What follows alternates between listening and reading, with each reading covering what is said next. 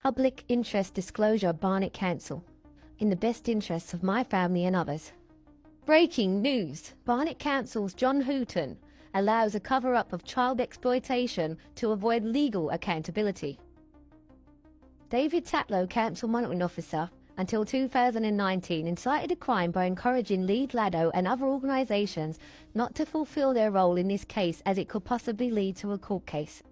Here is the name of the charities directly involved, along with the details of the professionals who followed David Tatlow's direction as advised by the local designated safeguarding officer. Maguire served 6 years in Mountjoy Prison, Dublin, for carrying half a mil of heroin across the border.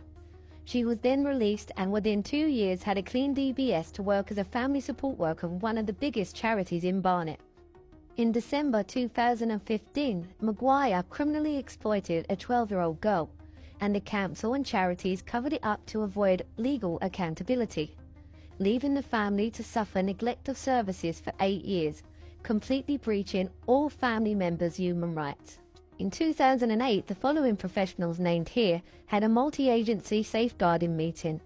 Take note that no police was invited and no further meetings planned, despite clear evidence of criminal behaviour leading to malfeasance in public office. Tia Falevi, independent social worker, clearly states that concerns are valid in regards to the grooming of the 12-year-old child to shoplift and the continued harassment suffered by the family for speaking out about the abuse. Tia also clearly confirms that this is not being taken seriously by the police or housing. This meeting took place in 2018. The actual incident took place in December 2015 and is still ongoing, affecting the family's daily living, home and stability for 8 long years, leading to a suicide attempt due to the mental torture and gaslighting from professionals upon the parent to prevent legal accountability. Not only did all professionals allow Maguire to stay in her position, they actively promoted her around local schools and advertised her services to others.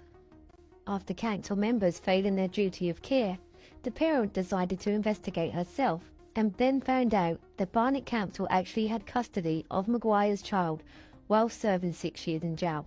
It was only due to the parent raising this with social workers that Maguire was made resign from her position. But no legal action was taken against Maguire and the family have been left at risk for the last 8 years. Social worker Marva Campbell, who gave the parent her personal phone number and is willing to make a statement for the police, clearly states that if a serious case review is conducted, it will show that all services missed chances to intervene. That is still continuing today. It was confirmed for the parent by new monitoring officer Jessica Farmer that David Tatlow in fact closed a criminal investigation into his own actions and failed to get the police involved in the situation. This video was made for awareness purposes and to let the public have the basics of this case, in the hopes that this will never happen again to anybody else. We have laws and legislation in this country that we demand are upheld. We don't expect local authorities and police to cover up the abuse of children. This is a public interest disclosure and we expect the family to be protected. Jack Newton, head teacher of Underhill School and Grosvenor Avenue Infant School, was asked to get involved by the council. He later brought in Maria Lavenfish and Tia Falevi, family support worker and independent social worker, to help rectify the situation. Council social worker Marva Campbell states that the parent is doing her best to safeguard the children and the only appropriate intervention would be to advocate for the family. The parent had been actively working with Jack on a regular basis to obtain the evidence to prove that the outcome of the case was tainted. Maria Lavenfish was involved as a family support worker and independent social worker Tia Falevi was helping Jack work through the evidence to ensure the case was dealt with once for all. Maria Lavenfish worked on this presentation with Jack Newton to ensure the council would have a good understanding of how the case went wrong and how best to rectify it. In June 2019, Jack presented his findings in an email to the council. He then resigned from his position in July 2019 with no response or outcome for the parent after 2 years of collecting evidence to rectify the situation.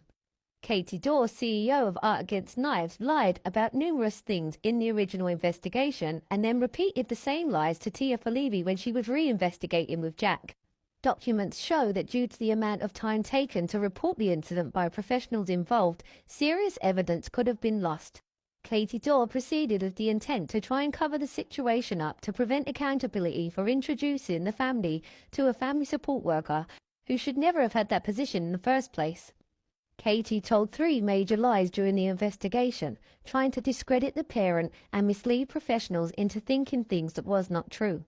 This is abuse of position and failing her duty of care to protect the child, as child safety is paramount. When repeating the same lies to Tia Falevi spoke to the parent and did a fair investigation and found that Katie was indeed lying in all 3 situations. When questioned regarding the email being investigated to prove Katie Dorr introduced McGuire to the family in a professional capacity, Katie Dorr herself brought the message up on her phone, proving the parent had been telling the truth the whole time. We believe Katie Dorr should be held accountable for perverting the course of justice. In the meeting, Katie Dorr accepted the distress that the misinformation had caused and stated that she would apologize to the parent.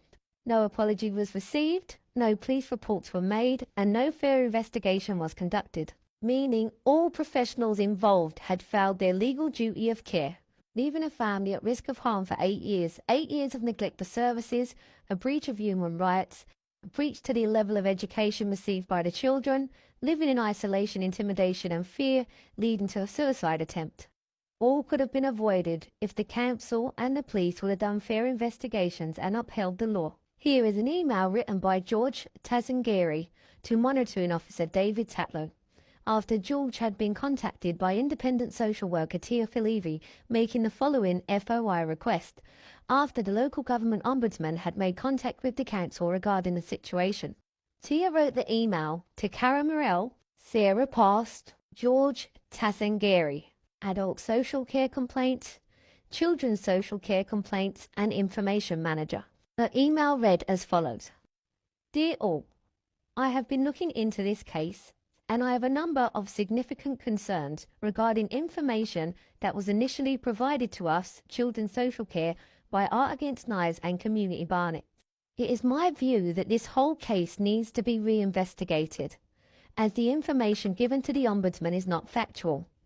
It is my view that AO has been let down by Children's Services, Adult Services and Mental Health Services over the years. It is my recommendation that a meeting should convene to address the concerns that I have gathered and try to resolve this matter once and for all. I also recommend that no updates should be given to the Ombudsman till after the meeting. Can I therefore request our Children's Social Care original response to AO following her initial complaint of her daughter being groomed by BM? Also, our initial response to the Ombudsman. Kind regards, Tia Falevi, MASH Team Manager, NFPF and Marek Lead, Family Services and Children's Services. This is the email from the Ombudsman. This is George's email to all professionals involved that initiated Tia Falevi's response that was ignored. Here is a copy of the original response sent from Sarah Past of Barnet Council Children's Social Care Complaints Section. She has misled the Ombudsman in 3 separate ways in this response. 1. Child exploitation, albeit in a personal or professional capacity, is still a crime. 2. It was not a personal capacity, and it has been proven and admitted that it was in fact a professional capacity, but the situation has never been rectified. 3. It has been documented that both Community Barnet and Art Against Knives were advised by Barnet Local Designated Safeguarding Officer regarding what action to take against Frida McGuire and Katie Dorr.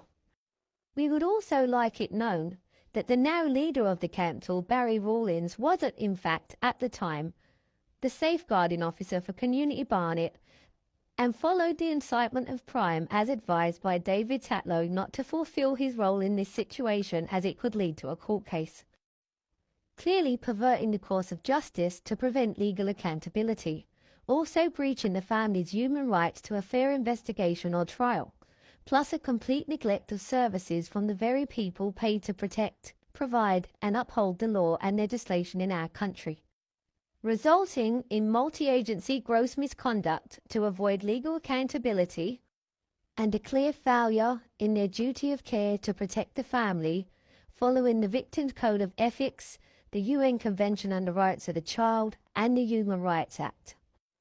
Jack Newton, Maria Lavenfish, Tian Falevi, and Martha Campbell, despite clear promises not to leave the parent like every other professional did, all four of them left their positions and failed in their duty of care to protect the parent or the children from future harm. The parent then wrote this email to Ravi Zaman, which resulted in Chris Munday writing the following. Chris Munday first became involved in this case when he prevented Srimati Bazar, the local designated safeguarding officer, from taking action against Prida Maguire when it was found out that she had criminally exploited a child. He then wrote this email to Sarah Past, Rachel Williams, and Tina McElligott, who are all deeply involved in this case, and told them to label the parent vexatious. Sarah Past was the first person to lie to the Ombudsman. Tina McElligott failed to investigate the new evidence when it came to lawyer after being investigated by Jack and Tia Falevi. Rachel Williams was Children's Social Care complaints manager that stated to Jack Newton, "We all know Andrea's telling the truth, but what do you do? We suggest in that situation you should whistleblow, as children's safety is paramount and you are witnesses of clear corruption and fraud to prevent legal accountability after a child had been exploited."